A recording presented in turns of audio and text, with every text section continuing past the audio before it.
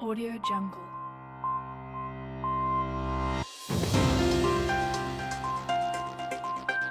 Bonjour, aujourd'hui on reçoit Samuel Bergeron, inspecteur en bâtiment. Bonjour Samuel. Bonjour. Mais également thermographe certifié. Et ça, c'est la patente. Ouais. En fait, je l'appelle la patente parce que moi, je suis assez techno. Puis quand je vois quelque chose comme ça, de cette couleur-là, une gâchette, des boutons partout, un écran, je suis aux anges parce que j'aime ça, les bébelles. Mais c'est loin d'être un jouet, là. Non, effectivement. C'est ce qu'on appelle une caméra thermique, donc qui va nous permettre de faire de la thermographie.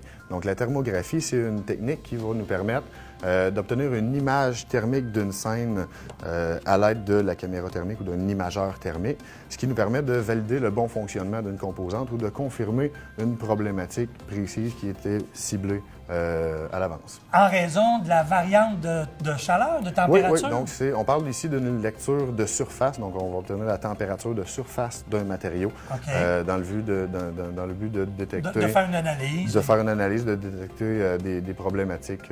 OK.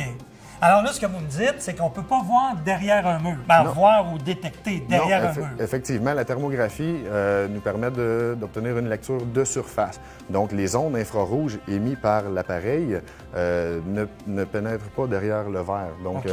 derrière Même une le verre, fenêtre, ça passe pas. Non, pourtant, visible à l'œil nu, l'onde infrarouge ne voit Elle pas va de être l'autre stoppée. côté du verre. Donc, on ne verra pas non plus derrière une cavité murale. Ah, ça, c'est curieux, par contre, parce que quand on a une vieille télécommande qui fonctionne par infrarouge, elle, on dirait qu'elle y va de l'autre côté de la vitre. Quand l'appareil est derrière le meuble audio ou vidéo, par exemple, ça fonctionne. Mais pour faire une lecture thermique, s'il y a une paroi, ça va être stoppé. Effectivement, c'est Ah, pas ben, la c'est même curieux. chose.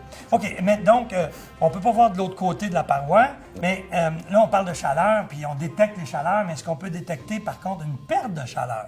En fait, on va détecter les effets résultant de la perte de chaleur. Donc, Parce qu'il va y avoir un contraste entre deux en températures? réalité, c'est le différentiel de température qu'on va détecter avec l'appareil. OK. Si on cherche que ce soit une infiltration d'air ou une exfiltration d'air, OK. le degré de la variante de température, le différentiel de température C'est doit ça. être suffisamment important pour que l'appareil obtienne une lecture On va juste. voir que c'est pas la même chose, pas la même température. Effectivement, OK, je effectivement. comprends. Donc, si on a une température de 20 degrés Celsius à l'extérieur, de 20 degrés à à l'intérieur, l'intérieur, oui, l'intérieur, l'extérieur, la température même est une la ouverture dans le mur, un trou à l'intérieur du mur ne sera Ça pas fait pas de visible différence. avec l'appareil, mais pourtant l'œil Oui, va oui, le oui, détecter. oui, ça, je comprends. Mais l'appareil ne le détectera pas parce qu'on n'a OK. pas de différentiel de de température. température. Lui, pour Effectivement. lui, c'est la même température partout. Effectivement. Parlant justement là, la température, ça me fait penser que le fameux panneau électrique, là, Ouais.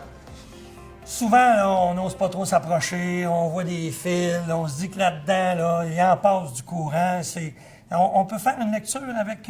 Dans certaines situations, effectivement, ça peut être pertinent. Il faut comprendre qu'il doit y avoir de l'ampérage, il doit y avoir des appareils en fonction dans OK. la maison pour vraiment que le circuit soit en surchauffe.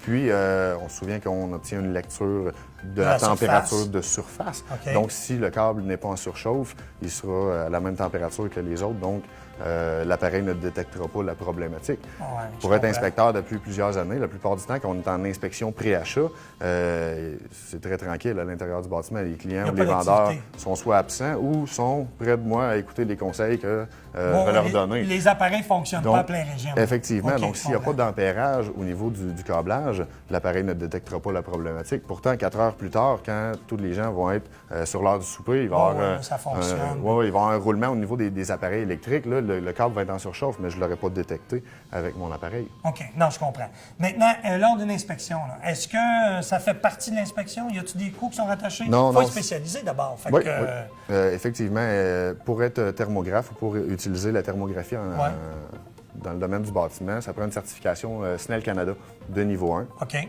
Minimalement. En inspection pré-achat, ce n'est pas une technique qui est recommandée. Donc, les assurances erreurs omission des inspecteurs en bâtiment ne couvrent pas ces actes professionnels-là. Les associations d'inspecteurs en bâtiment ne recommandent pas Non, ces, pas ces nécessairement, actes-là. en fait, c'est pas- Non, il faut comprendre qu'un examen thermique complet sur un bâtiment va prendre entre 4 et 8 heures, tout dépendant de la grandeur du bâtiment. OK. Normalement, on ne parle pas d'une inspection à 500 non plus. On parle Non. du double et du triple du prix pour faire un examen complet. L'appareil peut nous aider à détecter une problématique qui est ciblée, qui est précise, où on avait un indice de désordre, où on veut valider le bon fonctionnement d'une composante. Mais de chercher comme ça à l'aveuglette, Non, un mais petit peu à on l'intérieur, va perdre son ça temps, sert puis- absolument à rien. OK, je comprends. C'est un spectacle en réalité. On vend du rêve, mais peu du concrètement, tape ça à ne l'œil. sert absolument à rien. OK. Alors, en résumé, si on a un doute, alors là, oui, c'est important Oui, de faire appel à votre effectivement, service. Mais à effectivement. part ça, en principe... Sinon, c'est du rêve. C'est, OK. Ben, mon Dieu, ça nous éclaire, en tout cas. Samuel, Merci. merci beaucoup pour tes Ça m'a précieux fait plaisir. conseils. D'ici à notre prochain rendez-vous, ben, comme à l'habitude, je vous invite à visiter notre site web à inspecteur.com.